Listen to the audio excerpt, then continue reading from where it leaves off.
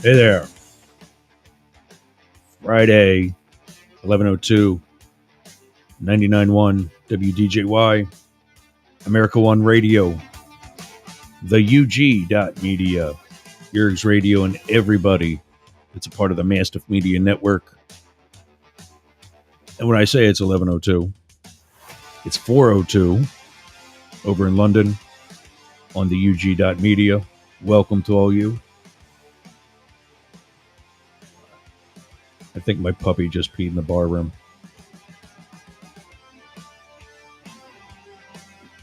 Still, there is fallout from the debate the other night.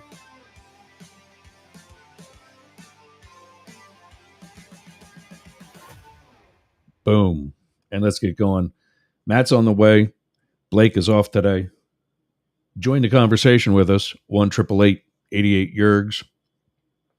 Still fallout from Donald's awesome performance at the debate the other night. And still growth for Kamala and the number she's getting. She's up by like 5 points nationally now, maybe even more by now. He is saying at this time, of course, this changes every 10 minutes. Maybe we'll have an update by the end of today's show. But he's saying at this time, he's not going to debate anymore. I mean, because after all, he won on Tuesday. So says he. If I was Kamala, if I was Vice President Harris, I wouldn't debate anymore either. Why? She just mopped the floor with him. The floor's clean. Let's move on to the rest of the House. She's been getting critiqued for not doing interviews. Let's take the rest of this time and do some interviews. Let's continue to be in front of the people that actually matter. Maybe this will help Donald learn he doesn't matter. It'll cost him his dictator job. But maybe that's what he needs to peacefully live out the rest of his years in prison. Who, by the way, is now going around saying he's going to imprison. I mean, he's been saying it kind of, sort of, but again, it's in today's news. After he rescues all the pets that are being eaten by Haitians.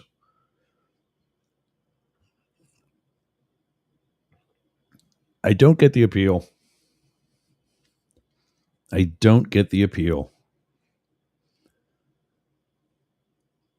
Maybe he speaks your mind. But that's Howard Stern's job. That's my job. The job of the president is to lead, number one, the United States, and number two, the free world. Like Ukraine, like the people of Palestine and Israel, Hamas and Netanyahu, we can do without.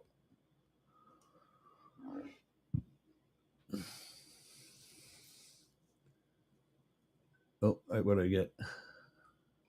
Oh, is this? Blake is with his brother today. And I think that's a weird ass. Oh, he's working on a boat. He and his brother are working on a boat. That's right. And I got a picture of him. I think that's him. Like down on the inner below deck spaces of this boat, that their lake house boat. So he's hitting us up with photos of the beginning of his weekend.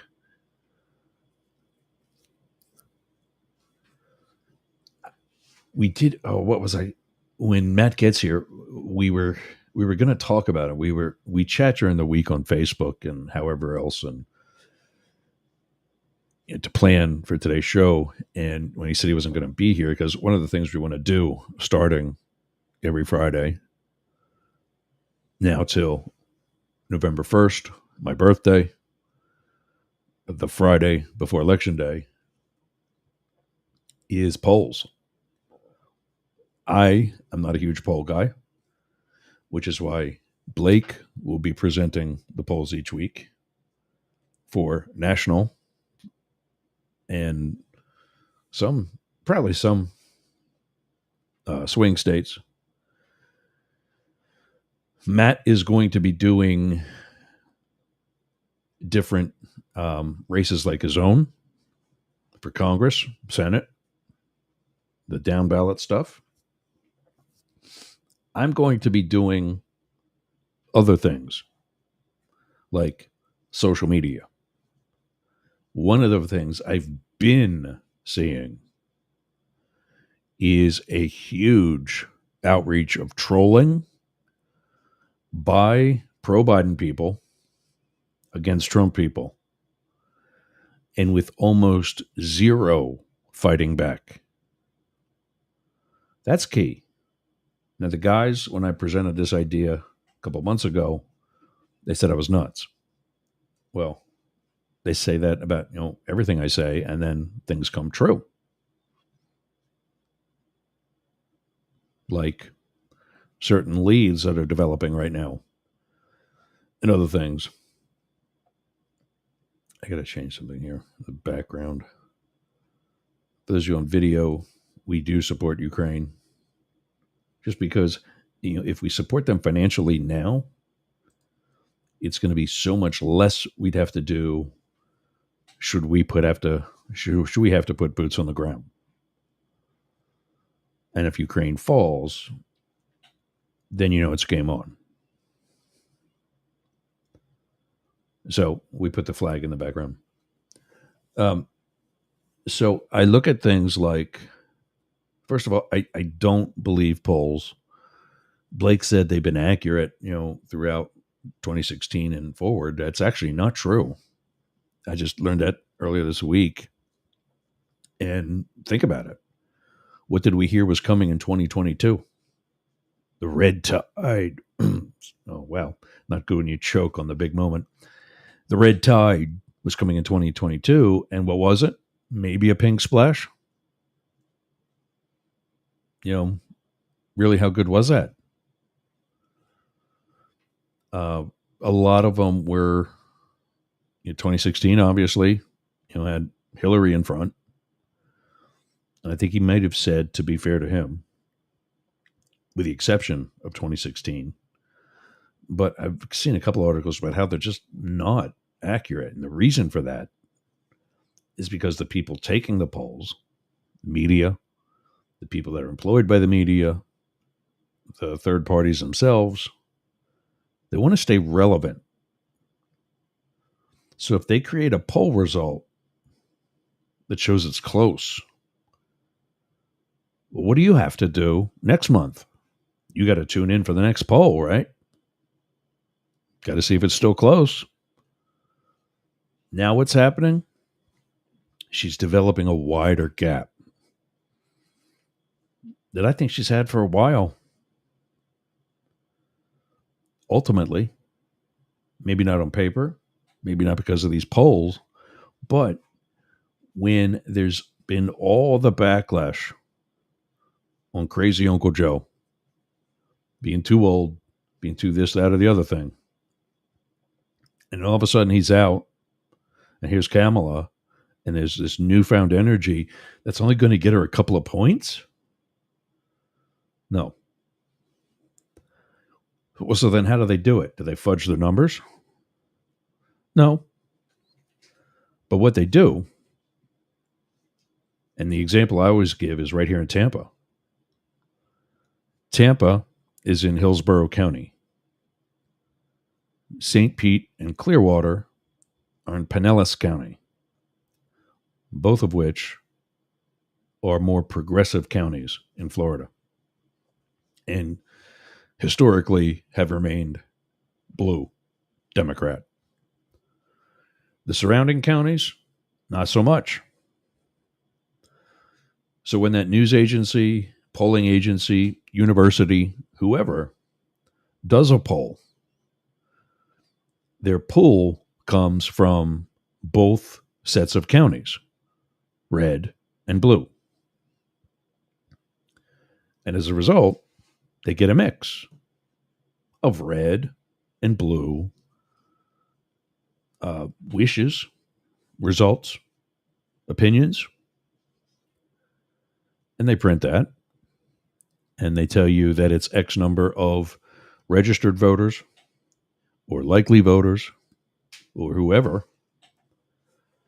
And they tell you whether or not Robert Kennedy's involved in the poll, which now he won't be anymore. And that's it. Well, we're just as close as what we were in 2020 when it was Biden and Trump the first time. But in 2020, I saw a bunch of different things happening that are not happening now. I mentioned one.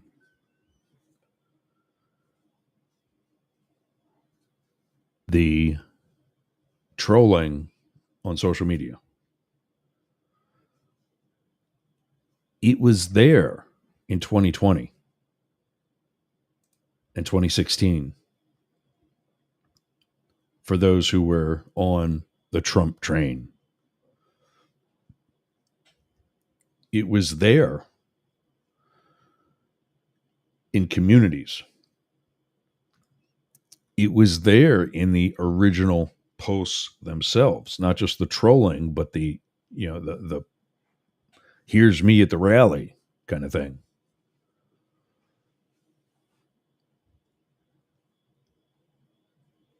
And in 2024, when I first moved to Tampa, I was still in LA and I was coming here looking at hotels because that's what I was going to get into. And we got one, put money down. The deal fell through, got our down money back, and now I'm retiring and I have no idea where I'm going to go.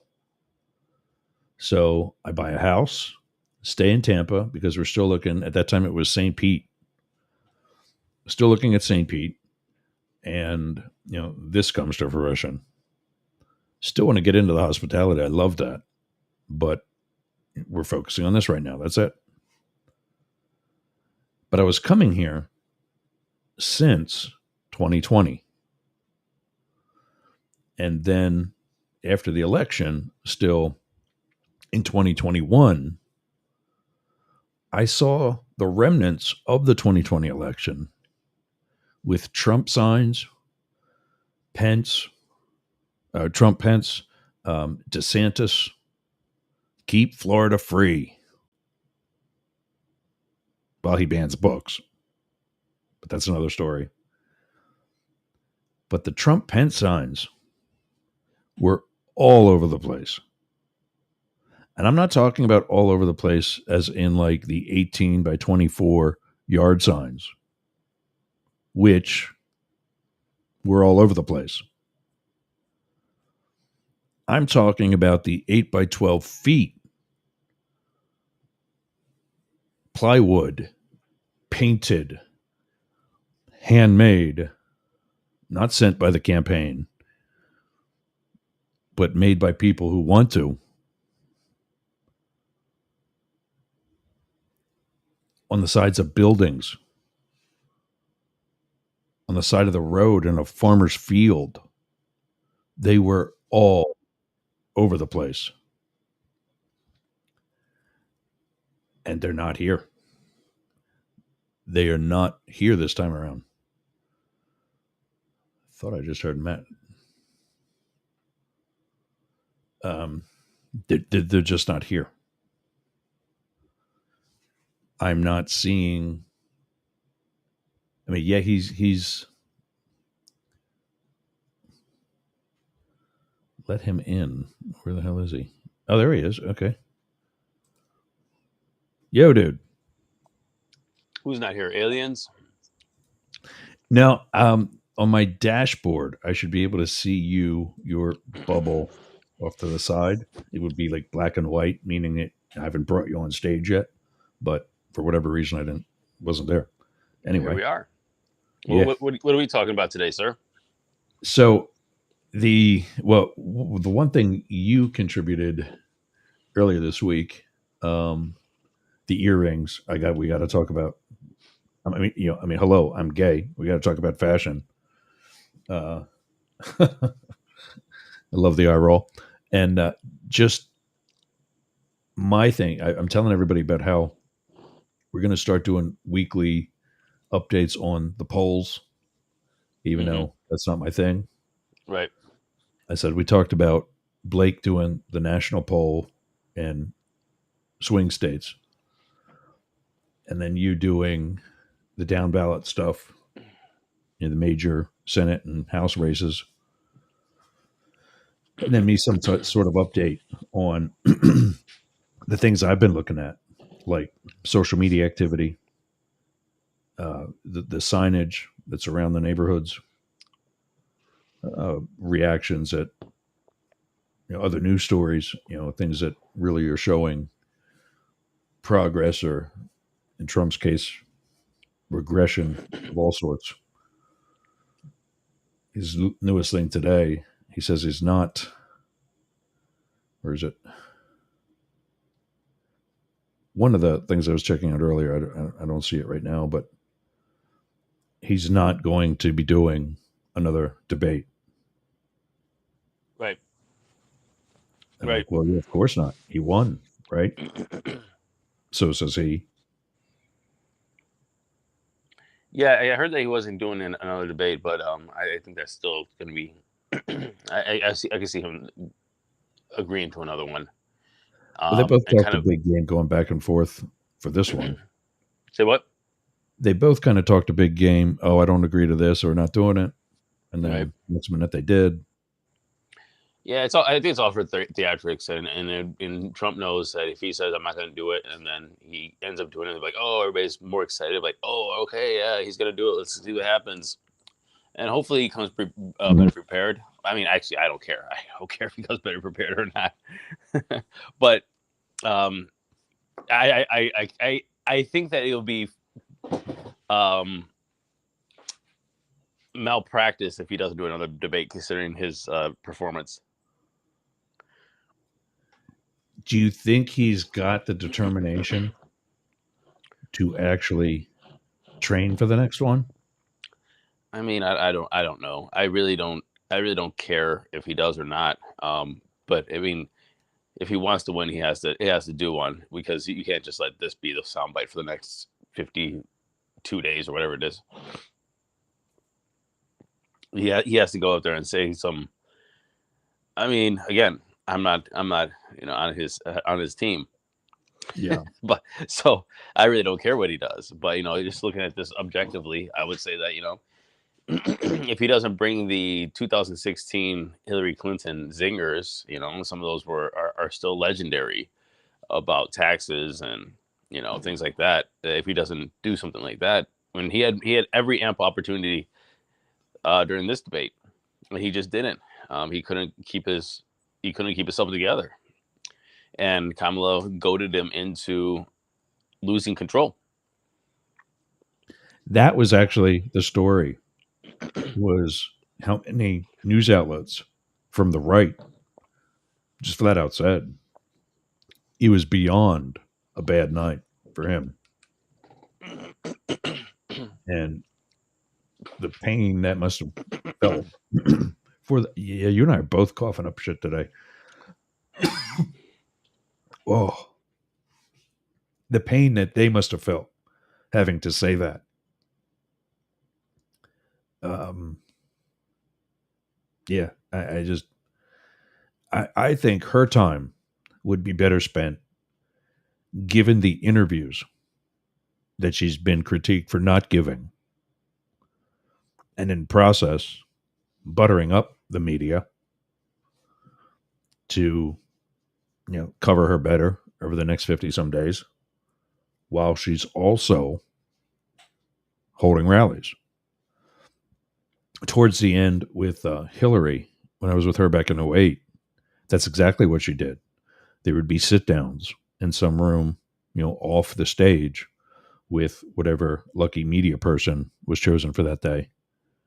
And there was the one on one, and it was probably even somebody local to wherever we were at.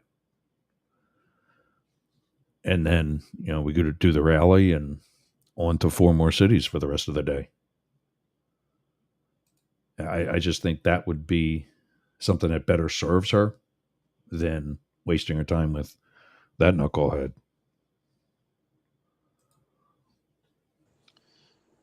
Right. Right. Yeah, okay. Right. Sure. I don't know what to say. Okay. Look, But no, seriously. do if you're in her camp, do you encourage her to do another one after the no, ass kicking she gave? she already committed to it though, so it doesn't matter. She already called for it, and so now it's Trump has to do one.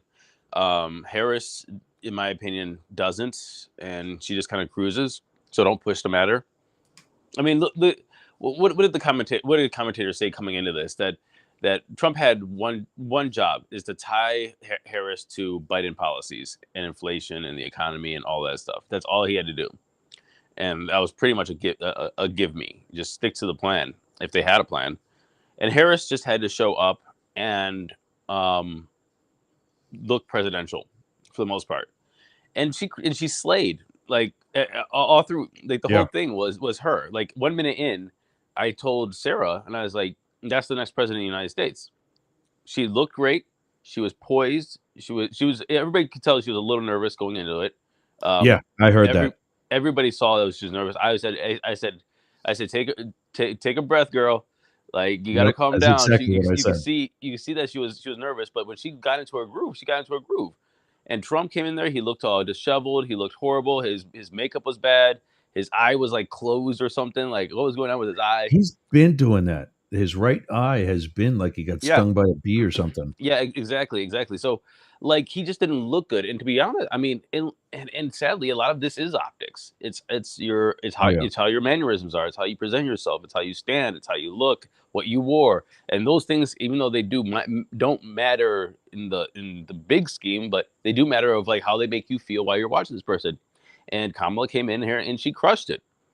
And then, 20 minutes in, when she got her stride and started talking about his crowd sizes and people leaving, it was over. It was over. He Yeah. just couldn't control himself. And I heard I don't know if you listen to this podcast or whoever listens to the Flagrant podcast with Andrew Schultz, but I like his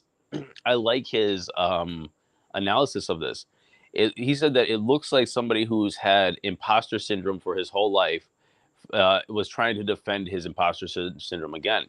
Like when he was younger, everybody didn't think he was able to be a businessman. He was just a daddy's boy that got money. Then he had to try to make his own brand, so he kept on doing that, and he didn't know if. And like it's like somebody that felt like he never earned it, but he always tried to tell people he earned it, and always wanted to show that this was success. This is what success. He was a billionaire. He was successful. He did this. He was successful. And then when Kamala hit that spot of him, that was like this little uh, kid that was in daddy's shadow and getting inheritance, and said like, hey, you know what, you're not successful. That's what set him off. And I thought that was a really interesting insight of like a possibility that you know has a little bit of, because everybody has a level of imposter syndrome, especially if you're going to try to do something big, um, and to say that some people like Donald Trump doesn't have it is, yeah, I think everybody has it, and I think that she just I've I've found a way to never get to it. believed I've never believed that he's a billionaire. I I had a tour of his airplane back in 2016 or 2017 when it was sitting at Reagan Airport and I was the airport agent. That thing was falling apart. That thing was falling apart then. And everybody that gets rides on it is given tours of it and so on. I'm like, I wouldn't do that. I certainly wouldn't even ride on it if I had to, if I had a choice. but he got that from like a Mexican airline because we all know how they take care of their stuff because it was the cheapest one you could buy. And yeah, it's just indicative of the rest of him. He's probably a little bit of a penny pincher. I look. I don't look. I think that we are. Um, honestly, I don't care if he's a billionaire or not. He's rich. Well, more. He has way more money and wealth than I do. Um, Yeah. and it's just a bunch. We're going to be a bunch of average income individuals talking about how he doesn't have as much money. Like that's just silly. I don't like that conversation. But the fact is I think that what I was trying to illustrate is that I think that he's does have that imposter syndrome, or at least something that is that you can get to pretty easily, even at 80 years old, that he didn't deal with. And I think it's a different generation thing because there are a couple people I know a couple people around his age that have a sense of, I think, self worth based off of like the same kind of structure that he has. And if you like nothing offends somebody of his generation more than saying something like, or are you trying to pick up the tab for him or something like that? Like you have your Oh, grandpa and you're I like, did that to a friend once.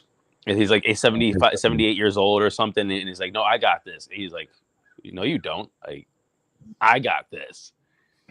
Uh, like you want to piss somebody off, just start talking about like try to challenge their success or their worth, not and self worth. I'm talking about not like net worth, but self worth or their Right. accomplishments, Right. especially that generation.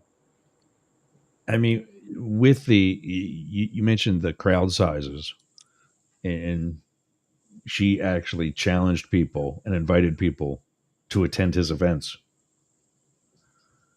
And I'm like, yeah, I've seen it. And I've noticed that to support my argument that the media does things to keep themselves relevant, like the polls, they're Yeah, not showing the crowd sizes at his anymore. It was a story. They made their point. It's now out in public, and that's it. They're not harping on that because they want to keep it close. my He's thinking, no my father-in-law, went down to the southern part of our district over here, and he just made a comparison. He's like, 2016 and 2020, we saw Trump signs everywhere, I've been saying that. Yeah. and it's just not the same anymore. Like they're people aren't having Trump signs out like they used to. Yep. I have a neighbor who's using a Trump Pence sign, but he cut the bottom part off, and now the top part just says Trump, and it's half the sign. Well, why didn't he get a new one? Because you pay money for those. That comes after a donation. And this is a guy with a really nice house on the water. I'm, a couple blocks in with a canal. He's on the Gulf of Mexico. And he's not spending the money even for that. I was saying, and I think I told you last week, when I first started coming here in 2020, driving around, I would see not just the 18 by 24 yard signs, but the 8 by 12 feet made by sheets of plywood that are on the sides of buildings, that are on the sides of highways. I don't see any of that at all. And now I'm seeing there's a place here called the Villages. The whole state is pretty much red right now, with the exception of the Tampa Bay area, the urban parts of the Tampa Bay area, and parts of Miami. Everything else is conservative. And a place called the Villages. Probably saw a commercial for him on TV. It's a retirement facility, like 55 and over, whatever else. It's like a resort. They had a golf cart parade for Trump. One cart showed up. More than 200 carts decorated with Kamala Harris showed up for the Trump parade. I mean, if that isn't indicative of what people are thinking about him, I don't know what else to say. What were the sections that your uncle saw? Like what parts of your southern district? Uh oh. Oh, that's you.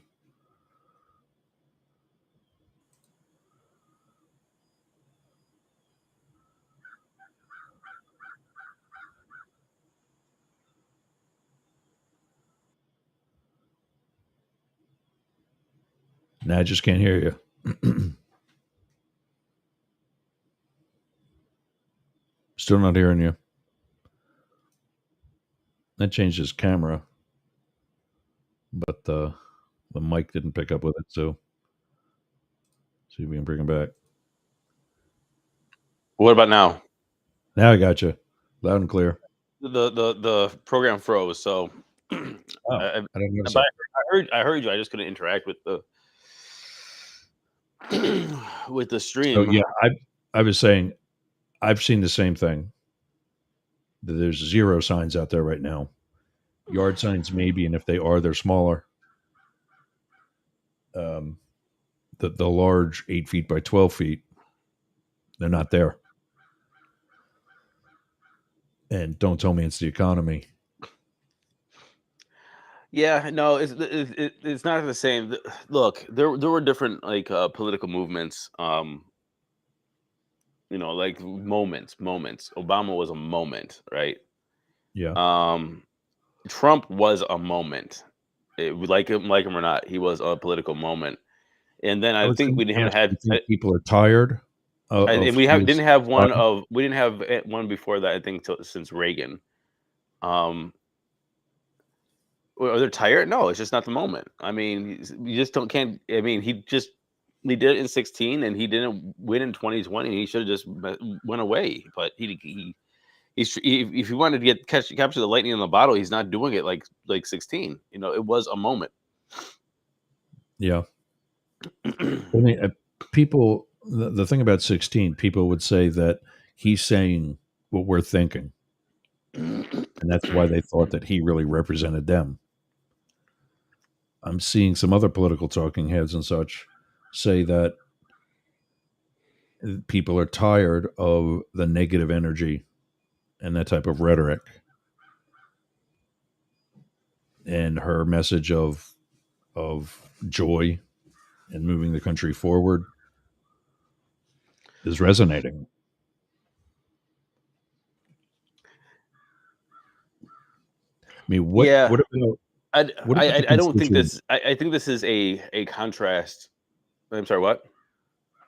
Well, I was going to ask, when Biden was still in, and you were talking to likely constituents, and their concern was him, and you gave the encouragement to vote for you, so that if Trump gets in, you can still keep him in check. What's the attitude? What's the mentality from those folks now?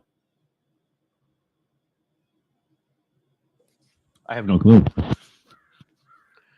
I have no clue. People are excited about Harris and beating Trump, but I don't think that this is one of those political lightning in a bottle moments.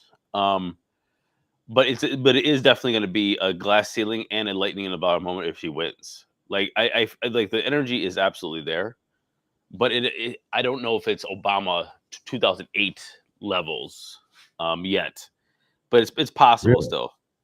I mean, maybe it is.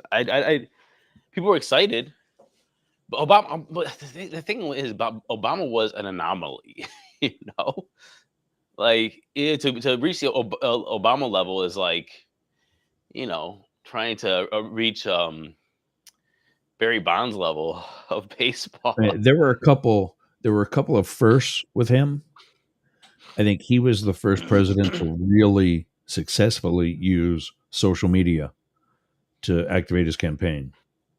Better Right. than Bush had a chance to in 2000. There wasn't any, and he was kind of too old to know about it in 2004. Right. And so that's something that elevated him.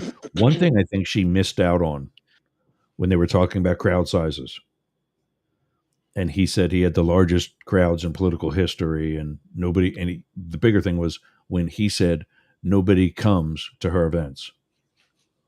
She should have fired back with mine are in arenas and they're filled. I don't think she had to. I mean, I don't think she He had to, but I mean, he buried himself because it wasn't like, oh, nobody goes to your events. Then he continued to say, oh, but they're all AI and paid, and you bust them in. Like you don't. I wouldn't reply to that either. I'm like, no, I don't. They're filled. And they're like, stop. Like, okay, we all know it's BS. all right. You're paying for people and they're AI. Okay, so what is it? They're AI or are you paying for people? Like, I don't know. I Yeah. just thought he buried himself. See, Oh, and see, 100%. here's the thing is I feel that I was trying to work out this point with my friend the other day, and I feel that the thing that throws people off about Trump's comments, it's not that they're true or false, more so that the extreme of the comments need so much proof that it's almost like unrelatable to what he's saying. It's like, you know what I'm saying? So it's like, oh, nobody goes to her events. Okay, I'm here with you. Go say more. They're all AI. What? Like, I don't even know what you're talking about at this point. They're AI. Yeah. So how are you going to even prove that and convince somebody who's sitting on their couch and they're 60 years old and they're not playing with Chat GPT and that AI now all of a sudden is making your crowds fill? What does that even mean? What does that mean? And so it's like he just says outlandish things that is almost impossible to prove, and yet yet he's thinking that he's saying something profound or something that he just saw on the on Twitter earlier in the morning. Yeah, that was. I was thinking that with the cats and the dogs thing in Ohio, and he fired back when David Muir said we talked to the city manager. That's not true. And he fires back with, well, somebody told me. Do you think that's what's like? Is he overhearing staff making stupid jokes or comments, or where is he getting it from? If somebody's telling him, I think he's just too online. I think that's what happens when I think he's just too online. he's just getting it from other social media and I think he's just getting it from other thinks it is social media. gospel. He just got goaded into into weird into saying something that I don't think was properly vetted yet. Yeah, that's key. And he lost. I don't know. I mean, that's what it seems like to me. I got I don't know if you saw it before you logged in. I got I think this is I think it needs to be turned, but whatever. Um, there's Blake. If you turn your head to the side, he's in the bottom of whatever boat he's working on. I saw that. Try to talk about him a little bit, get him here. I saw him. He's in his boat. He has to pay his dues so he can keep using the boat. That's fair. So, Um, where do you think we are at polls? Does she still have 5 points? Is it more? Is it less? Kamala's going to run. If the election was today, she won by a landslide. Popular vote and electoral vote. Yeah. Obviously, we still have October coming up with October surprises and what could happen. But I was talking to a And friend last. that Alan Lichtman, the um, political scientist that has already used his system to determine who's going to win and has been accurate really 10 out of the past presidential elections. 10 out of the 10 past presidential elections. The one he missed was Gore versus Bush. And so, with the Supreme Court decision, he's got an argument there. He's already picked Kamala, and he says there is no such thing as October surprises. What do you say about that? What do you mean? And what does he mean by that? There's no such thing. He says, they said he's never changed after he's made a declaration. He's never changed his mind. If she loses any of the keys that she doesn't fully have yet, she still has way too many for that momentum to change. And that I don't believe in October surprises. I believe in October surprises, but I agree that they probably don't change and move the needle that much. And that's what I was going to say. Like I was talking to a friend yesterday, and like we are trying to brainstorm what October surprise would move the needle, and really, there's not much you can. There's nothing I think that you can do that to move the needle at this point. That isn't a blatant criminal offense where you have to go arrest, Kamala Harris. I mean, and it's herself, right? Not even her husband or a family member, because that would be just like, oh, okay, sure, that wouldn't change the deal. But unless you arrest her for something that is crazy, I just don't think that any of that would change. So yeah, I believe in October surprises, but I agree that they don't move the needle that much. And I just feel that this is one of those huge momentum moments in politics. But then again, I think it's after it's. I hope that I'm not like downplaying the moment, but and I know I sound like I am, but I think that the election, the after the election is the moment, even though this, so for sometimes this would be the moment. And I think that Obama had both of those. I don't know if you kind of follow me. Like he had a political campaign and a persona in a speech that made him, have like energy that was, unmatched to that point. But also afterwards, he made history by being the first black president of the United States. Right. So he had both of those things. And when you're at the inauguration, that was the moment for a lot of people. Oh, it finally happened. Not the election, not the campaign. It was now this is a reality. And I think that this is right now, like, yes, there is more momentum and more energy than, say, a Biden campaign. And obviously way more than Trump.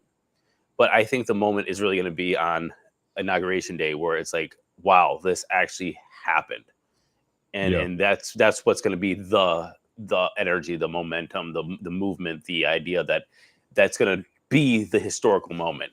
And even after the election, that's not the historical moment. It's going to be when she's up there swearing on the Bible or whatever she's swearing on, and making that speech in front of the people of the United States. Yeah. I went to some of the other polls soon after Tuesday's debate and used that interactive map. And where she had leads already before it calculated the growth that she's got now, I'm really struggling with the way some of these talking heads are saying that she could get the popular vote, but he should still get the electoral college. I don't see it. Is that something that you followed or believed in, or are you thinking the same thing? Like she's got a lead there too. Um, I don't know, man. I honestly don't think that. I understand. Look, I think polls. You can run whatever poll you want, man. Yeah, Um, and but I can't see at this point there's going to be like a lot of like toss up states where it's going to come down to 10,000 votes. I think it's going to be pretty decisive at this point right I now in the race. agreed. um, it might be possible that there might be a couple ones that are close, but I can't see it. Yeah, I mean, I still ask the same question. What's the appeal? What do you see in this guy? I mean, as a baseball umpire since I was 12 years old, an ice hockey referee since 13, followed by a police officer and Secret Service agent who's been at events like this and still had to keep even keel, straight face, can't be cheering, etc. I've made a life being impartial. I just don't get it. What are these people seeing in this guy other than some sort of discrimination of some sort? That she's a woman, that she's mixed race, that she's a libtard. What could it be that they're going to really follow this guy like this? I just don't get it.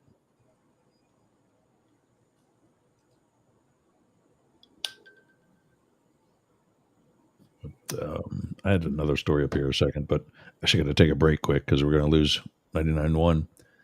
You got it. Yeah, 99.1 WDJY, America One Radio, the UG, are on in London and all over the place today.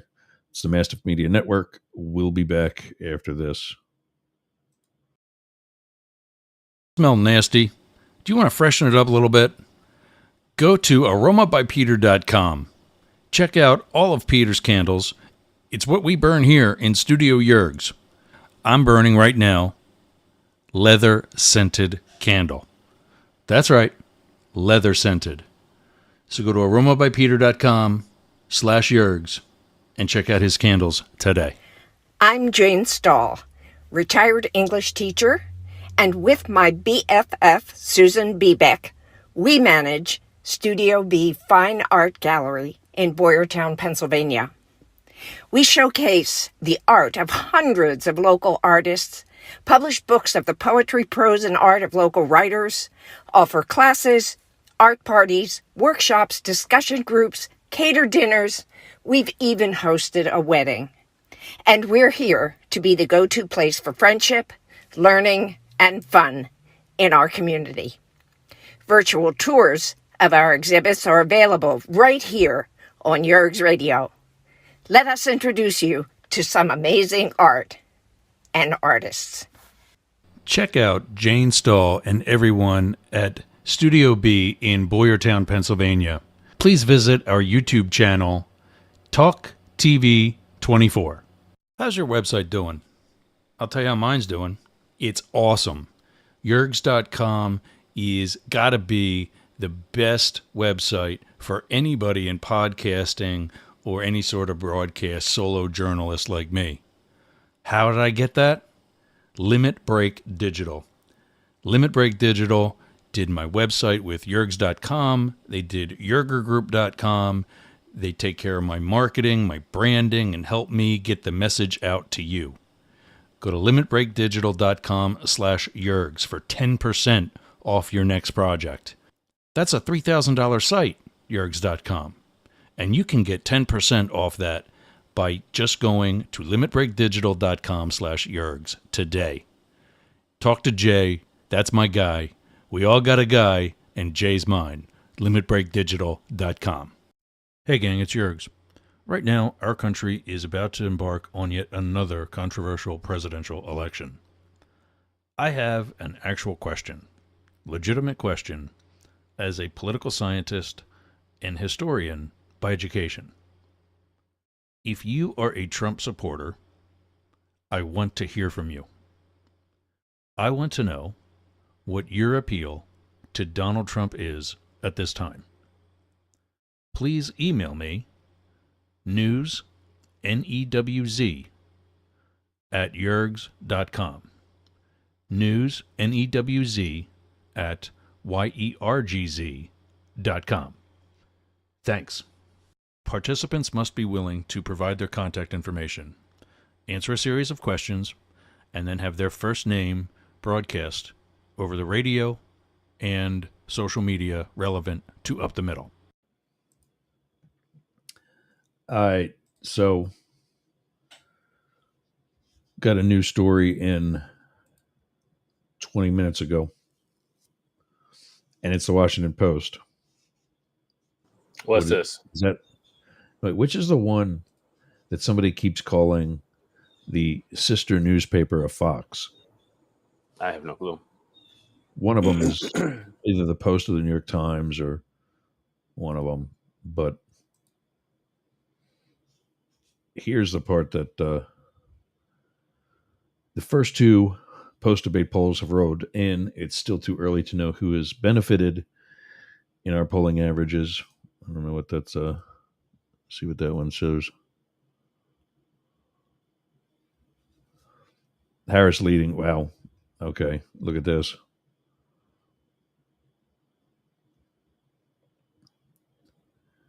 Um, Post Biden shift, Harris was leading in all of them. Now an average. See, I don't like these averages. What do you think about when these different polling things do an average of previous polls? The previous polls are in the past. Why are we taking a new poll if we're going to count the other ones in the first place? Right.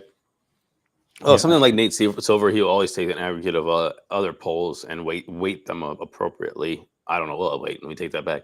I don't know if they're appropriately weighted or not. But you know what? I really don't know about polls, and to be honest with you, what I like to look at is the markets. And Polymarket was a very good, and I put that up there. I think it's been something I've been looking at and talking about for years about how markets react differently than polls. Polls are conducted by people with certain priorities or agendas or paid by certain agreed. people, and it doesn't matter if they're this. And then you have to talk about statistics, the sample size, the who was polled, where they were all the polls happening in New York City. Well, then you're going to have different results than if they're all happening in Topeka, Kansas, right? So all those things have to come into come into a factor. But markets, on the other hand, is you're having people from a diverse subset of a populace, or even globally, that are putting their money where their mouth is, real time, about results and how they figure results are gonna be. And what happens is the closer you get to the execution of said outcome, the more accurate that betting mechanism or that market's going to be.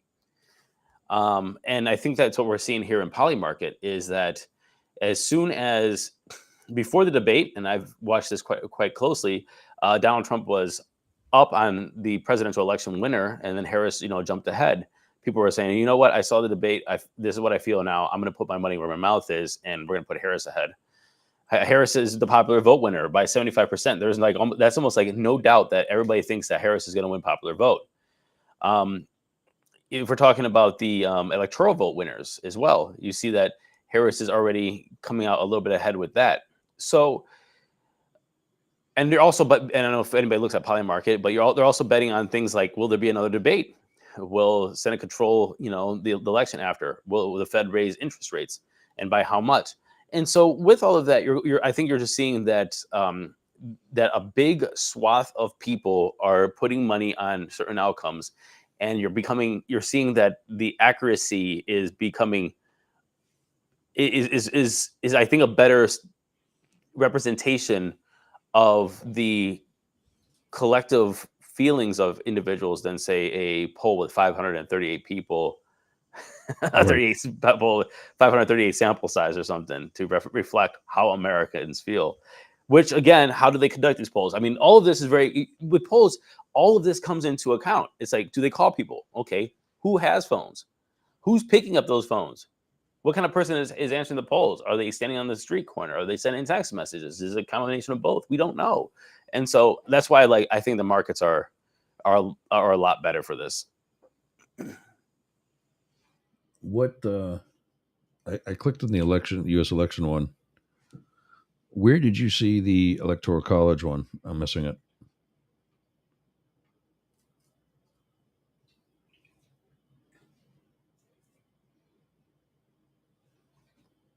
Am I muted? Give me a second. Yeah, I'm muted. Oh, I can hear you now.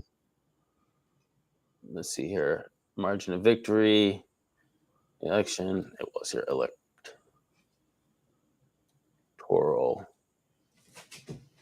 Maybe it's not. Maybe it's not there. Oh, yeah, there it is. Electoral college margin of victory. There's popular vote. It's I'm gonna have to let my dog outside. It's if you click politics, it's the fourth column from the left, third one down.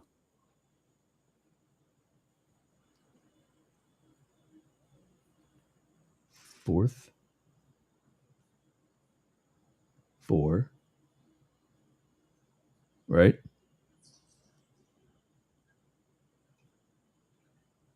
That's VP. It says U.S. election. Click politics up there on the top. Politics. Okay. Not U.S. election, politics. People are not wanting to listen to this. Four across, 3 down. Major presidential. Michigan. Okay, we don't. Oh, there it is. Two to the left.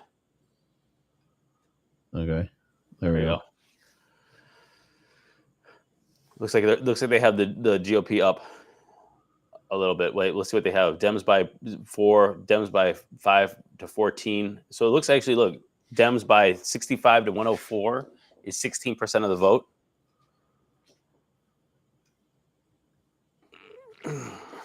So I don't know. I think that this is just very interesting, a way to look at polling instead. And then you could look at how much money is bet on this. At each bet, how much is that getting? How much weight is that? And how many people are betting? And so I just think it's very interesting that you have this huge, basically sample size with $34 million, on the table here to try to figure when they out. Say GOP by 215, that's electoral college votes, electoral delegates. I think so. Yes. Oh, no way. Well, exactly. That's why it's 2%. Oh, I see what you're saying. I've got to let my dog out. Keep talking. I'll be right back. All right. Looks like I'm carrying the show here with the live plan here. I think we're going to be losing this radio station. So if you're on this radio station, whatever radio station we are listening to here, that's your job. Thanks for listening. Make sure that you can always join us. You can call in 1-888-88-YERGZ, YERGZ, 888-88-YERGZ. We are losing the station right now, so thank you very much. And we're going to a new station. I think we're going to Tampa right now. Good call. Thank you. I got to make that transition too. There goes 99.1. We're actually going to be losing America One Radio and the UG as well. I think we only have them for an hour on Fridays. Okay, take that off. Maybe UG still with us. Nice. So, okay. Let's find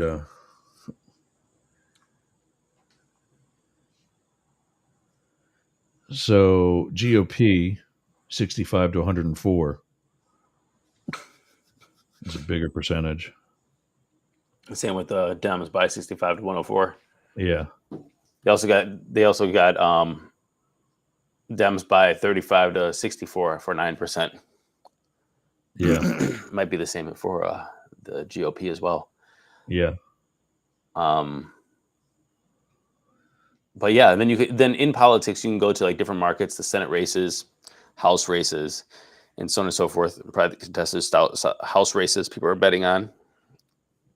Senate races, there's a couple big ones that are there. They think the Democrats going to win in Arizona, and that's big. I can't believe they're betting on the Hawaii Senate race because Hawaii goes Democrat almost every single time. Okay, so do you have this up on your desk too? The different like swing states and so on?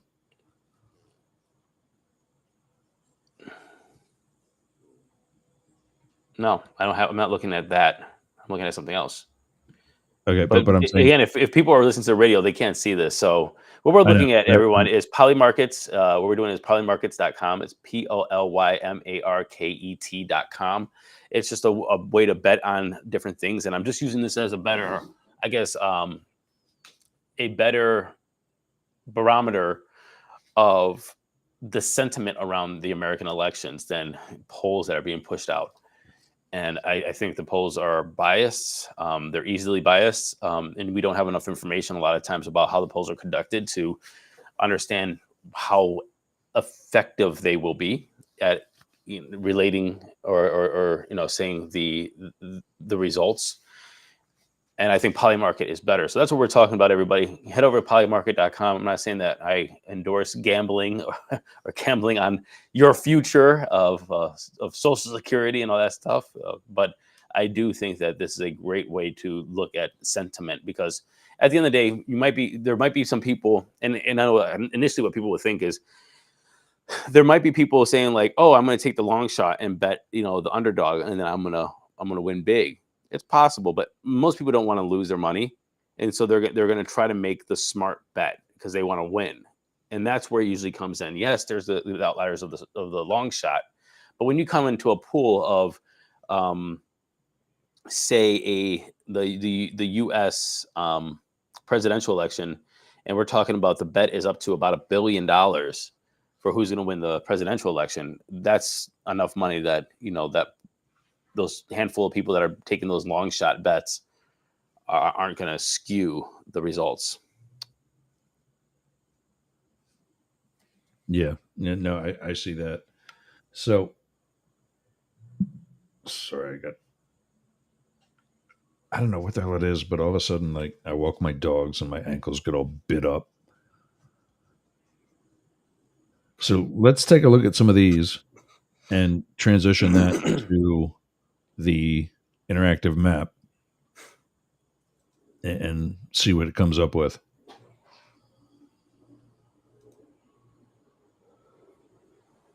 Like, do they have this by state at all? They have it by elections, not by state. So it's the whole everything. Well, yeah, it's by election. Oh, there's Michigan. There's Michigan. Yep. 60-40 in Michigan.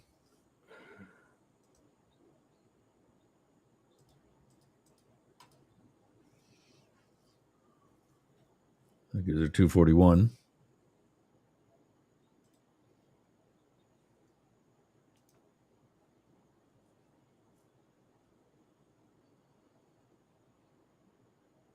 Virginia, there's Florida. I don't think that's going to be that close. They're saying 84-17 for Florida for Republican.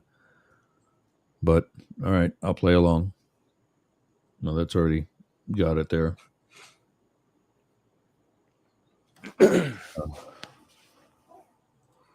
Yep. Anywho, what else is going on?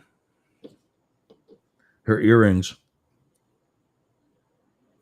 What will Trump Oh, say right. during Nevada? It was rigged. Maybe. I don't know. I mean, it's easy to say no. I mean, no, that's just BS. I mean, but I mean, maybe could. I don't know. I didn't dress her. I don't know. I mean, and then let's be honest. And then everybody wants to say, "Oh, my guy won't cheat," but I mean, let's be honest. They cheated in the NFL to win the Super Bowl. They've juiced baseballs. They rubbed tar on hands, pitching balls. They took steroids in MLB. They the Russia is always found out for doping in the Olympics.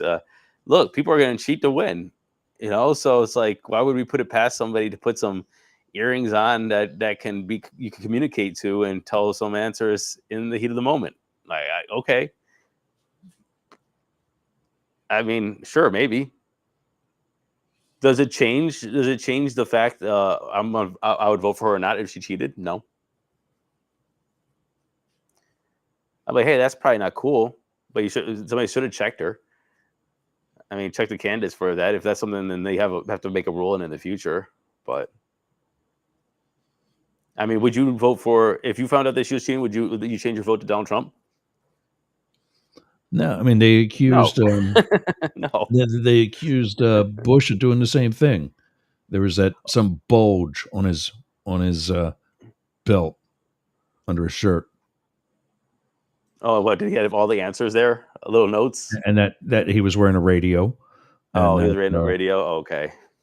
and that he had an earpiece and whatever else. I mean, maybe. I mean, sure.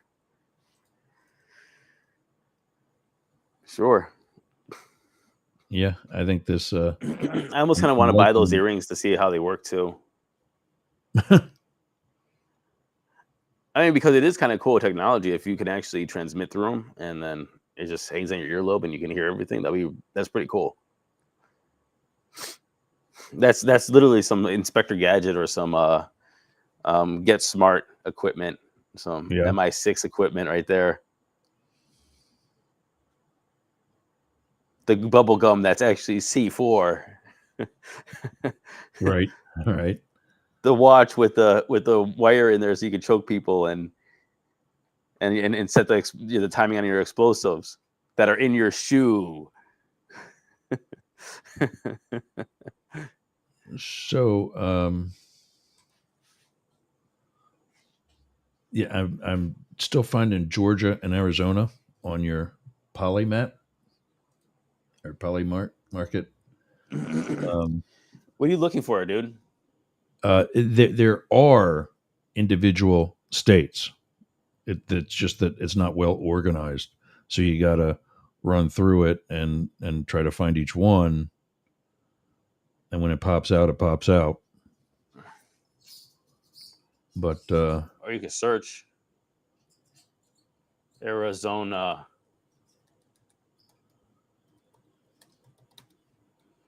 Arizona election winner, Republican. Presidential election winner, Arizona Senate election winner, there we go. Democrat.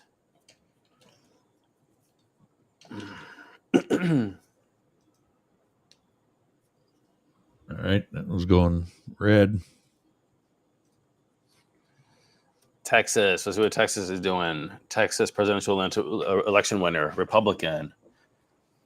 Texas Senate election winner, Republican, by big margins. I don't think Georgia's going to be that close either. Why? How do you think it's going to go? Republican?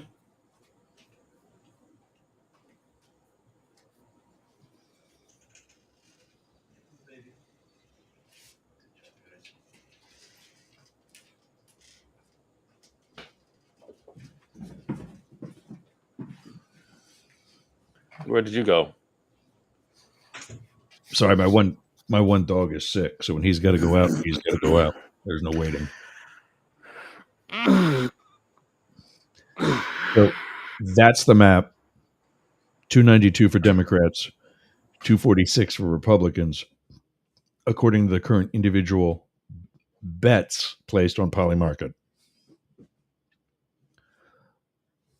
I would have had possibly Georgia going to Kamala Harris as well. Yeah, because I had 308 yesterday. But that's 270. That's not Polymarket bets. That's 270.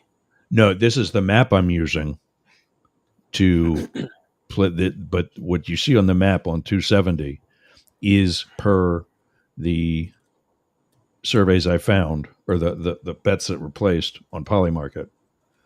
They see they've got 58 to 42. My opinion, with everything I'm seeing, I've got that closer. Still possibly Republican, or still probably Republican. I just think it's going to be a little closer than that.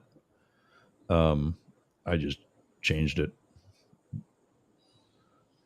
I might have thought it was going to go her way, but I think it's going to be close. But whichever way Georgia goes, I think it's going to be close. I mean, Florida is close, and Ted Cruz in Texas is on the verge of being booted out.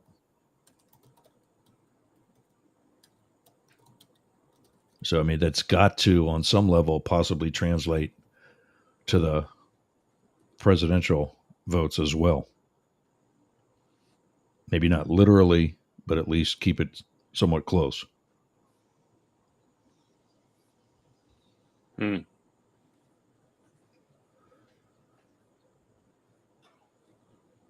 Yeah. Yeah, well, we will see. We'll see. Everything could change. We're keep talking about the election. We have 52 days left. A lot of stuff can change, and I am going to continue to live my life and go vote early voting as I I don't always do know. because the lines Yeah, are shorter. you're not a federal employee yet, so maybe you can still live your life right now.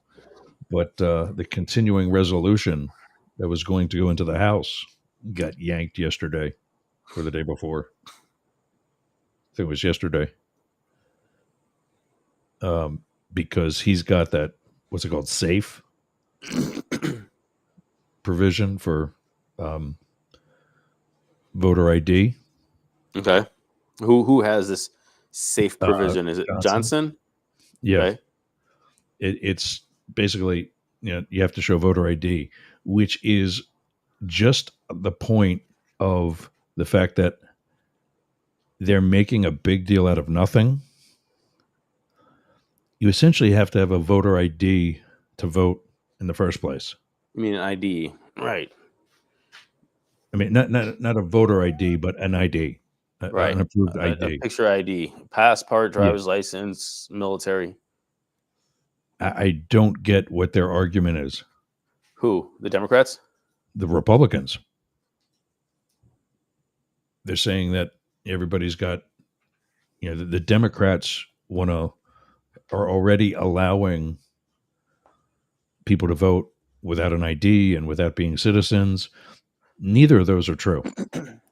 You have to Um, be an American citizen to vote. well, wait. We have to take a step back because rules did just change here in Ohio, where you were allowed to bring, say, a utility bill to vote instead of a picture ID, and so now it is a picture ID. And I think that I'm not too sure about the state laws around the country, but I know that's been a very big talking point in Ohio. That, like, why don't you just get a state issued ID to vote? Why not? Why bring a utility bill? So you could Also, do you that? weren't Yes. you weren't, huh? No, you got me confused. You could do that in Ohio, and you You can't could. anymore. You can't anymore. You could. You can't anymore. Yeah, see, I don't care if that's Republican or Democrat. I agree with that. It should be some sort of government issued picture ID. The end. If the demographics who are being quote unquote disenfranchised because they have to get a photo ID, Okay, so they still have to here's get the same. here's the demographic, or here's the thing that I found. I'm gonna send you the screenshot so you can see what we're talking about, and you can show it to wherever. If I can drop it in here, I sent it to. I hate when things don't work right. I really hate when things don't work right, Jurgs. Yeah, I don't know what I just feel like today is going so slow. It's just one of those days. It's Friday. Do you know We're what it over it. is? What is it? You know what it is? You and I have to talk because Blake ain't here. Yeah, usually we have Blake We're to used fill to up him dominating. 95% of the space. Okay, so I sent it to Facebook Messenger, sir. Okay. And these are And the new guidelines for Ohio's ID requirements. I think this is Ohio. Yeah.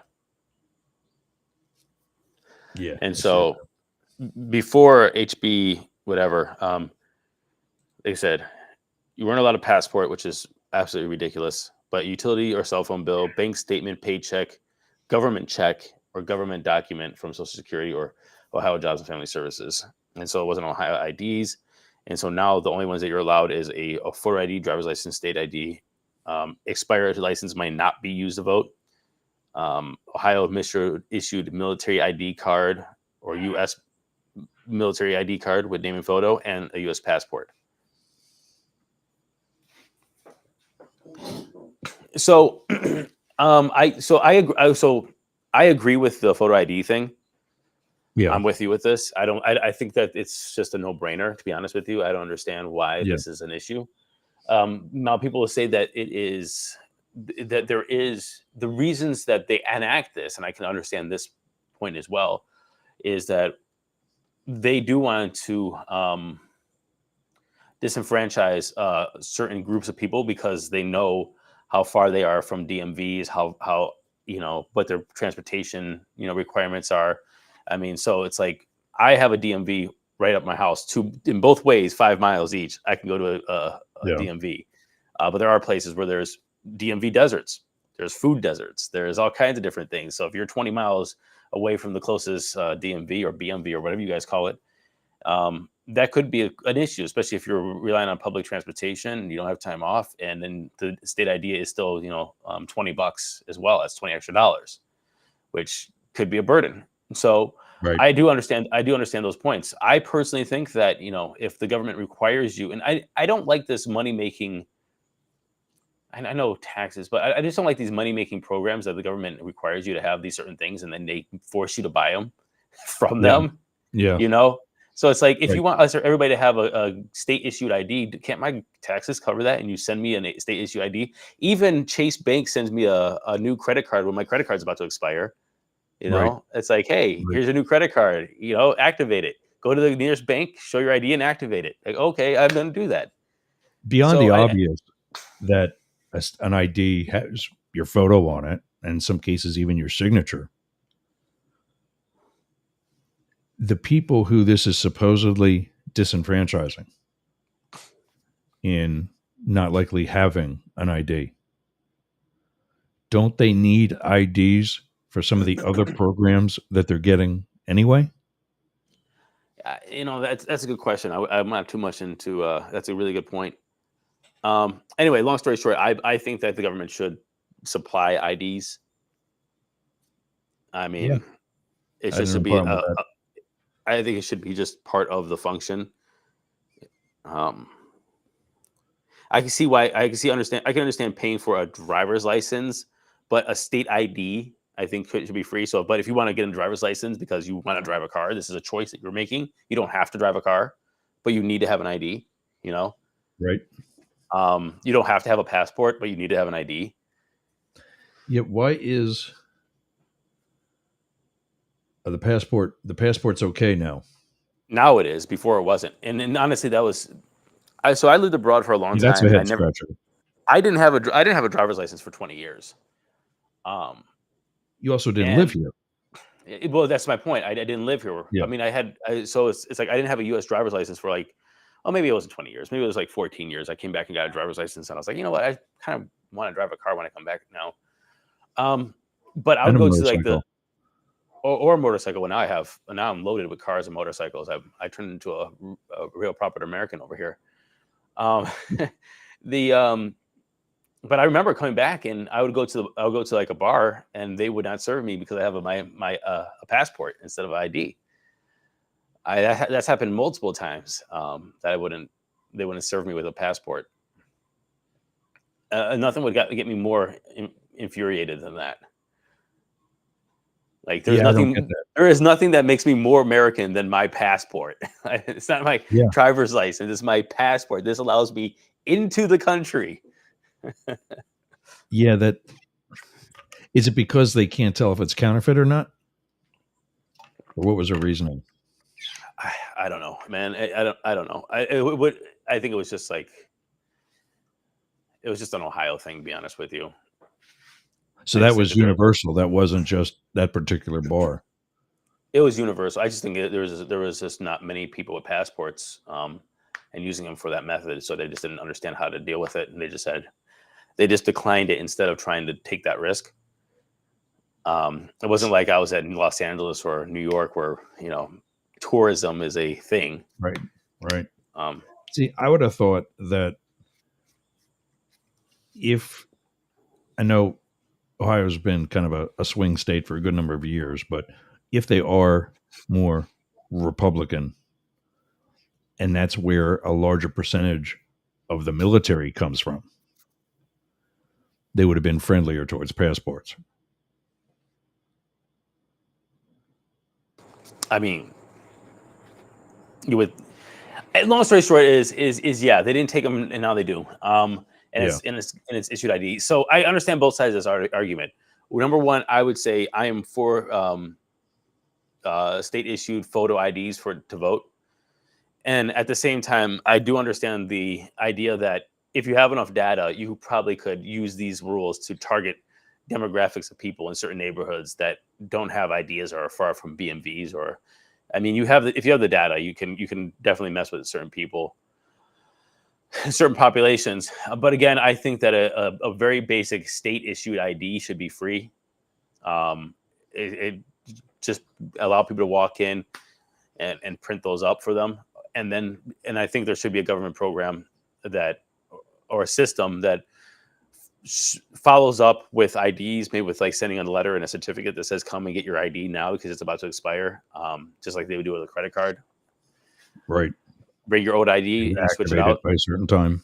Exactly. So I understand why this is complete, why people would say this is BS, but I think it's both that and.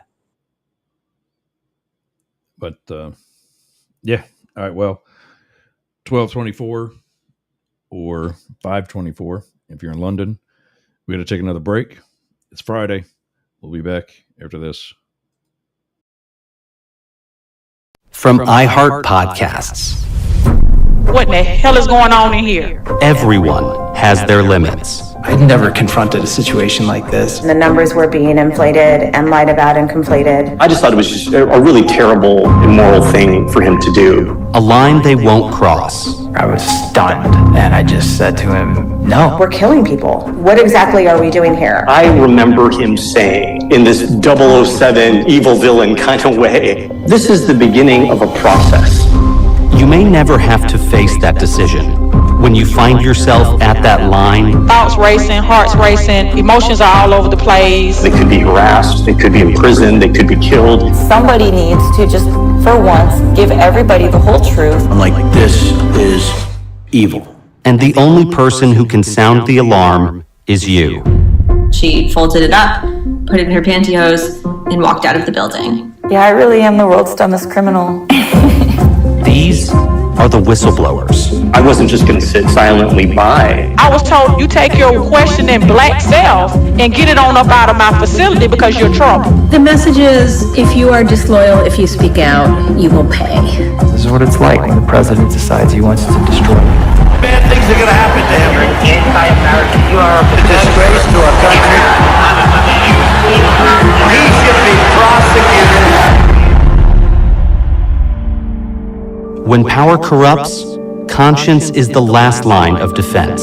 Is it ever too late to do the right thing? We talk about institutions, but they're really about individual people. The responsibility drops in everybody's lap. I'm Miles Taylor. The Whistleblowers premieres Thursday, July 13th on the iHeartRadio app, Apple Podcasts, or wherever you get your podcasts.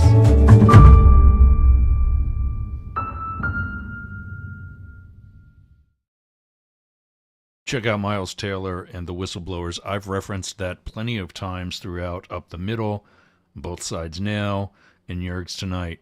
He does an excellent job telling the stories of various people who blew the whistle on the Trump administration and their reasons why, personal and professional, as well as the consequences that these people paid to get the truth to the public. Check out the Whistleblowers on Apple, iHeart, Spotify, or wherever you get your podcasts. The July date that he mentioned is from 2023, and season 1 is complete. It's excellent, and it's still very relevant, probably now more than ever. So I certainly recommend that you give it a look. See you again. Smell nasty. Do you want to freshen it up a little bit? Go to aromabypeter.com. Check out all of Peter's candles. It's what we burn here in Studio Yergs. I'm burning right now leather scented candle. That's right, leather scented. So go to aromabypeter.com/Yergs and check out his candles today. I'm Jane Stahl, retired English teacher, and with my BFF, Susan Bebeck, we manage Studio B Fine Art Gallery in Boyertown, Pennsylvania. We showcase the art of hundreds of local artists, publish books of the poetry, prose, and art of local writers, offer classes, art parties, workshops, discussion groups, cater dinners. We've even hosted a wedding. And we're here to be the go-to place for friendship, learning, and fun in our community. Virtual tours of our exhibits are available right here on Yergs Radio. Let us introduce you to some amazing art and artists. Check out Jane Stahl and everyone at Studio B in Boyertown, Pennsylvania. Please visit our YouTube channel, Talk TV 24. How's your website doing? I'll tell you how mine's doing. It's awesome. Yergs.com is gotta be the best website for anybody in podcasting or any sort of broadcast solo journalist like me. How did I get that? Limit Break Digital. Limit Break Digital did my website with Yergs.com. They did YergerGroup.com. They take care of my marketing, my branding, and help me get the message out to you. Go to limitbreakdigital.com/Yergs for 10% off your next project. That's a $3,000 site, Yergs.com. And you can get 10% off that by just going to limitbreakdigital.com/Yergs today. Talk to Jay. That's my guy. We all got a guy, and Jay's mine. limitbreakdigital.com. Hey, gang, it's Yergs. Do you have a podcast? Of course you do. It's probably one of the reasons why you listen to us. Well, I got something for you. Flowsend.ai. All you do is take your pre-recorded data, click, drag, and drop right into the inbox for Flowsend AI. Click a button, and out comes everything that you're going to need. From the transcript to content, such as keywords, titles for your episode, the timeline, posts for LinkedIn, posts for Twitter, Instagram, other smaller platforms, all the things that it takes you hours to do in literally minutes. So go to flowsend.ai. Tell them Yerg sent you and get your subscription today. Worth every penny. Flowsend.ai.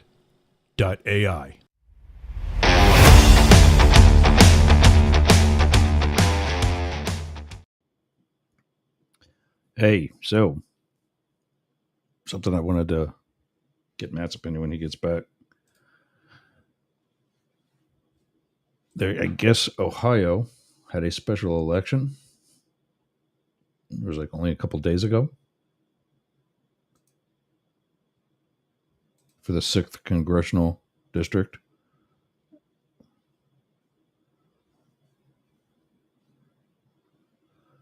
That looks pretty decisive. Michael Ruley over Michael Kripchak, the Democrat, 32,007 to 27,001. That is to the southeast of District 7, where Matt's running. And that is not an interactive map.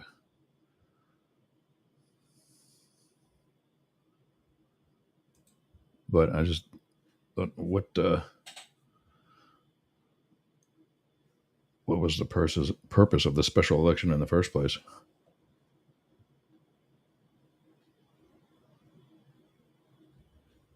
But I guess looking at that map that's on the side there, it's probably going to be kind of an obvious choice.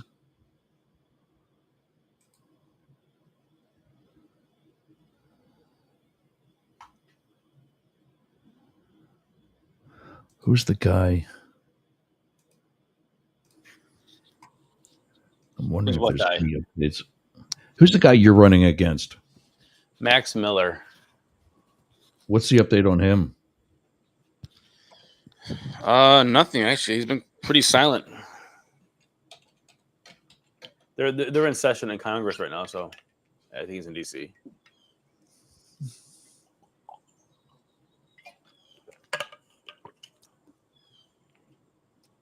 That's dead air, sir. What are you reading? Yeah. No, I'm looking at this one. You're looking at co-hosts up on things there. This one is since we last met. Oh, right. Ex-Trump aide, Rep. Max Miller's wife, accuses of him being on drugs amid bitter divorce. Yeah, there's So no. There's is no. that new, or No, was that also out? That's old. That's old. At least old news over here. Yeah. No, nothing came up from that, and we're not too sure what's going on with that, to be honest with you. But her dad is a senator. No, he's running for Senate. Okay. And so is he pulling behind the Democrat? Is he? No. Is he? Yeah, he's pulling behind Sherrod Brown. Yes, he is. Yeah. Okay. Yes. Come on, man. We got to get you to unseat dude too. Yeah. It's a gerrymandered district. We're trying our best. Yeah. I mean, look at the one that this Ruley guy just won in. I mean, how is this a district? Why is this? I don't get when you got an entire state that's a square. Why do we get districts shaped like this? You know what? I think that people look at the shape of the district more so than the populations of the district, and I don't think that we're ever going to get away from weird shapes of districts. If you want to have, because drawing districts is a thing, right? So you're always going to have shapes of district depending on the populace, the demographics, and so on and so forth. The way that Ohio is probably going to be doing it from next redistricting is that they are going to be reflecting the skew of the state by the gubernatorial elections, the governor elections. And so if it's +8 for Republican, then we're probably going to be drawing it for a +8 Republican district. So right. that would be what? Out of 15 districts, 13 of them. I'm sorry. What would that be? 7 being Republican, 6 being. That math didn't work right. That's not right. 8 being Republican, 7 being Democrat, something like that, or 9, 6. Right. Or maybe more like 8, 7. Instead of like, what do we have now? 1, 2, 3, 4, 5. 1, 2, 3, 4, 5. Yeah, we have 5. So maybe we'll pick up a seat or so. Yeah, you got 17 seats.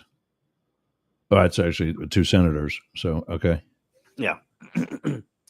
Yeah, 2 senators.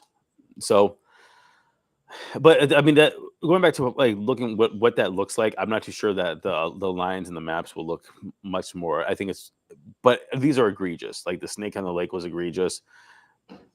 This district was drawn on purpose, like it was, to go all the way down to Holmes County. So I just don't like to look at the shapes and go, oh, well, that doesn't make sense, because also like a square would not make sense either. Okay. So I'm just thinking, keep the border simple. Yeah, but I mean, well, first of all, but we might not be able to get the populations in the right borders, right? So if every Would district you has to have prefer? 780, huh? Would you prefer to see some gerrymandering if it actually went both ways? I don't. That's a good question. It's not about gerrymandering. But I There mean, is if it was drawn more consistently, where one party had a majority in this district because that's who was in that district, and another party had this district because that's who's in it. no. I really don't know the answer to this because it's like, oh, hey, let's get all the Republicans together, and then they can have the Republican district. Does not create for a good democracy either, because there's Democrats still in the district, and they don't have a voice, and they just shut up and become Republican. I don't think that's right.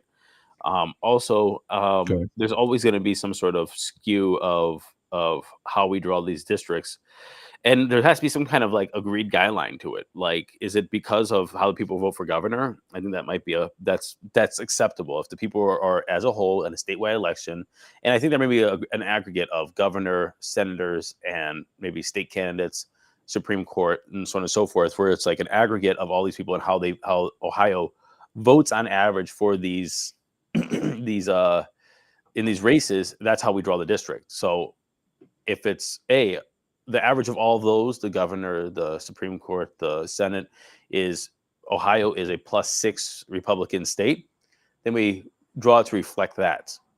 So there has to be some kind of guidelines to say like this is how we draw them, because just saying like, hey, let's put all the Republicans together, that's not good for the Democrats that are going to be there or the chances for Democrats to win. Also, looking at states and saying, hey, let's just follow borders or natural borders or just make them square also doesn't make sense as well, because for more rural areas, for example, out in, I'm not looking at the maps right now, but out in the west part, like Jim Jordan's district. I mean, I'm not saying that we like Jim Jordan, but he has something like I don't know, 15 counties in his district, because it's just so sparsely populated. So to get to 780,000 people in his district, you have to draw it halfway across the state going west. So that is an issue. Places like Cleveland, you can get 750,000 people in a district in, a couple square miles. Yeah. Same thing with the city. So it's a bigger process than a lot of people say, but I think that there needs to be I personally look at it like, how do we make a standard of reflecting the sentiment of the state as a whole? And if it is +6 Republican or +6 Democrat, then you draw looking at that, and it should be like an aggregate of statewide elections. Therefore, you're also incentivizing people to vote in every statewide election as well. That makes sense. All right.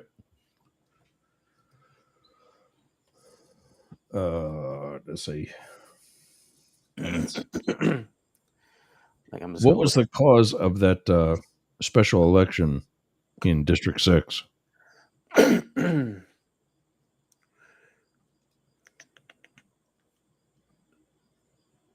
Sorry, I'm just looking up the maps for Jim Jordan because I want to see how many counties his district is. Actually, they don't have the county maps. I was looking at. I'm sorry. I was thinking about District 5 in that one, because that one goes all the way to Indiana, and goes all the way toward just east of my house here. So it's a massive district. Jim Jordan is pretty big as well. Probably a dozen counties there as well. District 6 again, and we're just talking about population. I mean, look, if you look at other districts like 11, it's relatively small. 3 is relatively small. 1 is relatively small, because those are Cleveland, Columbus, and Cincinnati. This special election was because I think the person went to become the president of a university, Youngstown State or something, the congressman there, and then they ran a special election because he dropped out to become the president of Youngstown State University. Okay. I could be totally making that up, but that's what I think it is. Trying to get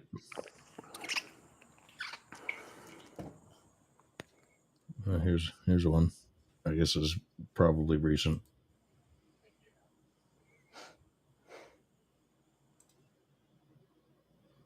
It's I'm trying to get one that like fills the whole. There's For what? He sent me that picture with him with Biden having that dumbass hat in his head.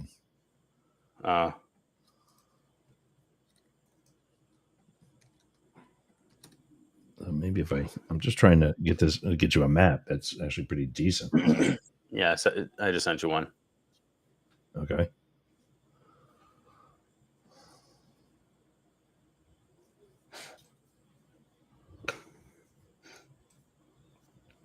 And a lot of people don't know that you can go to davesredistricting.org and pick out your state, and you can find your maps for your state and figure out where you live. You can also do that for Vote 411 from the League of Women Voters. But Dave's Redistricting is really cool because you get to look at it and also see the leans of your district, not only where your district is drawn, but also how the demographics lean in your district. For every even in the little cities that you would want to click on too. So if you look at the cities, you can go, oh, it looks like it's this, that, or the other thing. So it's pretty useful.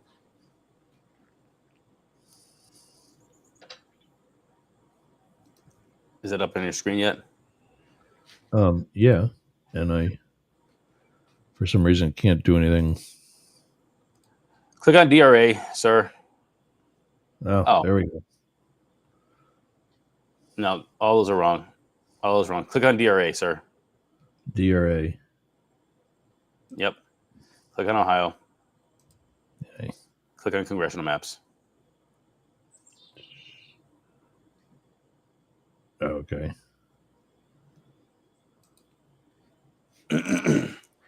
Click OK because it's going to ask you to approve. That's 2022. Was there a 2024? No, these are the current maps. Okay.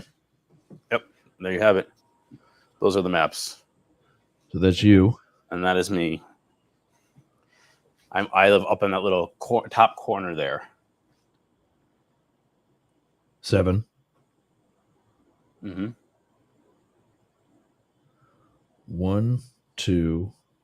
Skip over here to 3, 4, 5. So number 9 is Marcy Captor's district. Again, a newly drawn district.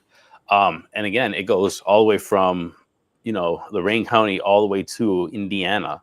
So past Sandusky, where, Cedar Point is, past Toledo, and all the way to Indiana. So, I mean, these are just massive districts because of population density. Right. I mean, and for me, look at 7. 7 looks small, but if you go from the top of 7 down to the bottom of 7, that's an hour and 45 to hour 55-minute drive. Yeah. And there's the amount of people there. And then if you're driving across 9, that's the same. If you're trying to drive 5, the 5th district, you're talking about probably a good 2.5 hour drive. These are massive swaths of land. And to be perfectly honest with you, when it comes to campaigning, this is something that a lot of people don't think about when it comes to campaigning. When you have these big rural districts, and if you're trying to be a challenger, it's harder than a smaller district. I mean, just by obvious, you can't go door knock. I had a friend that was running in a district around Los Angeles, and she, was able to just walk up people's driveways, knock on doors, and go to house to house to house. You don't do that in a rural district. Houses are far apart. Driveways are super long. You don't walk anywhere. So that means you have to have a mail program. A mail for a postage stamp anymore is, I think for a postcard is like 53 or 56 cents. So if you want to get, one of the state reps just yesterday bought 4,400 stamps. It cost him $2,200, plus postage. Plus, all the printed materials. We're talking about $3,000 or $4,000 to send out those postcards. And that's only 4,000 of them. Because he lives in a rural district, that's the only way to do it. And so people don't really realize that is a lot where the money comes in. And so it's either digital postcards, which is physical, which is just getting really, really expensive to for the bang for the buck. And then obviously there's TV, and so the rural areas are very hard for challengers because they have to get to those doors, and it's very hard to get to those doors. People like AOC, who was a challenger in a very densely populated area. I mean, she was able to do rallies where people would come out. Again, rallies in a rural area, you have to get the word out that a rally would happen or a town hall, and then you would try to get people there, but people don't want to drive a half hour to their local library just to listen to, And if you do, you get a dozen people. In a place like Brooklyn, you could get 100, 200 people, and that's just because they live within a 5-minute walk. Because within a 5-minute walk, there's 10,000 people. Totally different, right? Totally different, ball game. So yeah, a lot of things people have to really consider when they're looking at these maps and how hard it is to run. And these maps are drawn for reasons. I mean, most of them because of demographics, and they make sure that they're leaning politically the way that the people who draw these maps want. But also, they also have to have a certain population in there. So 6, if you're looking at 6 or 12 or 2 on the map, those districts are probably not going to be any smaller, even though they might be a different configuration. They're still going to be massive districts that take an hour and a half, 2 hours to drive across, and that you have to have massive amounts of funds to try to get your message across. Yeah, I get the population issue, but why can't, like, that big chunk in Mansfield of District 4 versus that chunk that's over on the western border of District 5, why can't you swap that out? Oh, it's quite possible you could. I mean, just for if for no other reason than the purpose of economics. Yeah, I mean, it's possible you could. See, east to west on my district, in 7, if you're looking at the top area, like right below 11 there, for me to go from the top corner to the bottom corner right there is a not there. No, from the top 7? left. Yeah, from the top left of 7 to right above 13 there, where it's still 11. Yeah, that's an hour. That's an hour drive. Okay. Yeah. And that's where most of the population lives, is in that little corridor there. Did you spend time out in the rest of 7 then of course. to try to make an imprint? Absolutely. Yeah. Absolutely. Yeah. But if you look at that, where the number 7 is right there, there's that square. All right. Yep. That's only about 30,000 people. 30,000. No, not 30,000 people. Last time, I think it was probably about 45,000 voters, 30,000 for the Republican, 15 or so for the Democrat. And so and again, that's in a district of 780,000 people. So, and what, 300,000 people voted last time. So that was how much that big land area actually accounted for. And so if cities see growth, then you just got to make another district within that city. Yeah. Like if it's significant.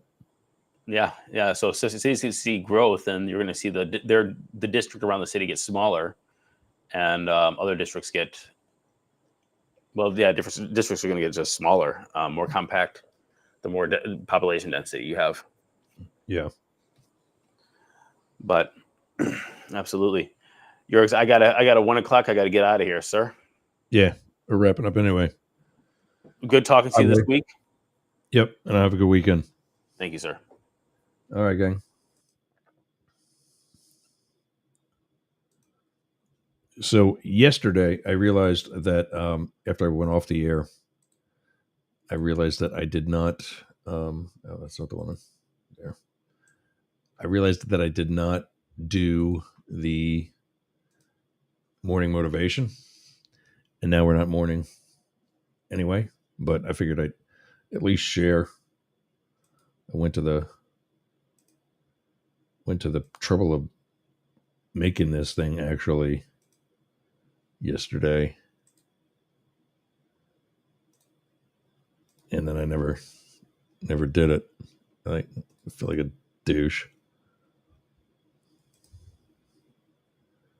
But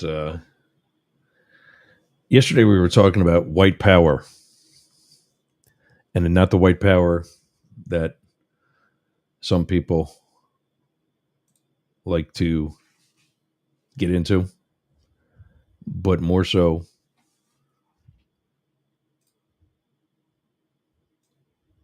let's see, do that. There we go.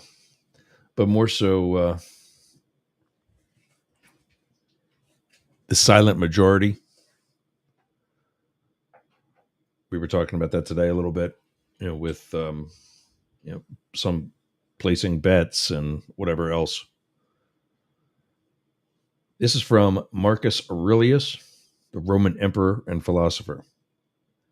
The object of life is not to be on the side of the majority, but to escape finding oneself in the ranks of the insane. I mean, does that sound remotely close to what's happening right now? I mean, think about it. I've been begging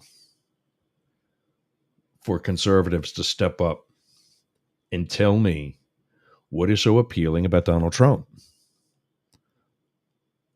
They do. And then when I tell them that I need their, Matt from Cleveland,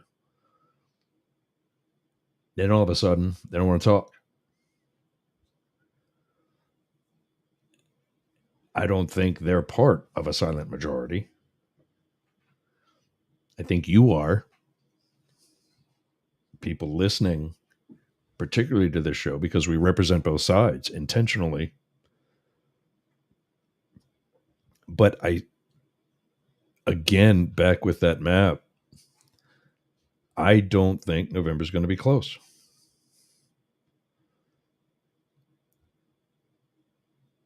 Not just because Alan Lichtman says so.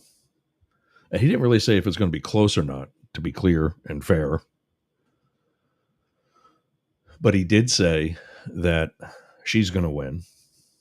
And again, he's 9 out of 10. And depending on how you look at it, predicted 10 out of 10. One court decision away, and Al Gore could have had the presidency in the Electoral College.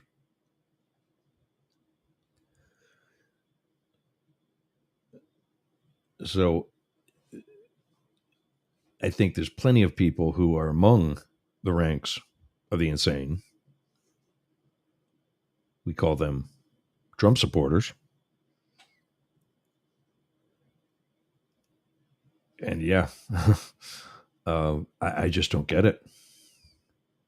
So that was supposed to be yesterday's. We probably should have done one today because everything else just, I don't know what the hell. It was just, today was just so drab. I don't know. What I would have chosen. And this is fun, even though today I think we made it kind of boring. Kind of screwed that up. But Mark Cuban says, always wake up with a smile, knowing that today you're going to have fun accomplishing what others are too afraid to do. Yeah, I mean, I'm spending personal money to self-syndicate this show. And believe me, the shows earlier this week were better than today. But we're developing. We're doing things to grow. Speaking of which, I'm expecting a return text message from WTAN.